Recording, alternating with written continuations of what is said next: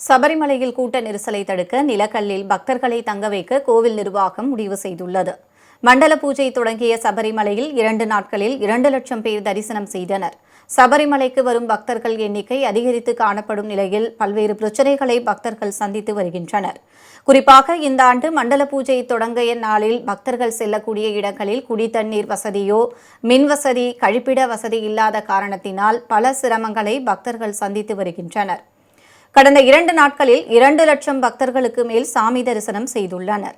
கூட்டம் அதிகரித்த காரணத்தினால் சன்னிதானம் பகுதிக்கு ஒரே நேரத்தில் பக்தர்கள் வந்ததால் கடும் கூட்ட நெரிசல் ஏற்பட்டது.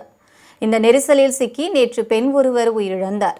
மேலும் பக்தர்கள் 5 மணி நேரம் ஒரே இடத்தில் மலைப்பகுதிகளில் நிறுத்தி வைக்கப்பட்டதால் நோய்வாய்ப்பட்ட பக்தர்கள் இன்னல்களை சந்தித்து மயங்கி விழக்கூடிய நிலையும் ஏற்பட்டது.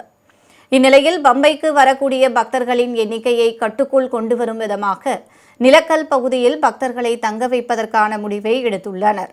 இதேபோல் ஸ்பாட் புக்கிங் அளவை 30,000 இருந்து 20,000 குறைக்க முடிவு செய்யப்பட்டுள்ளது. அதே நேரத்தில் அரக்கோணத்தில் இருந்து தேசிய பேரிடர் மீட்பு படை சபரிமலை விரைந்துள்ளது.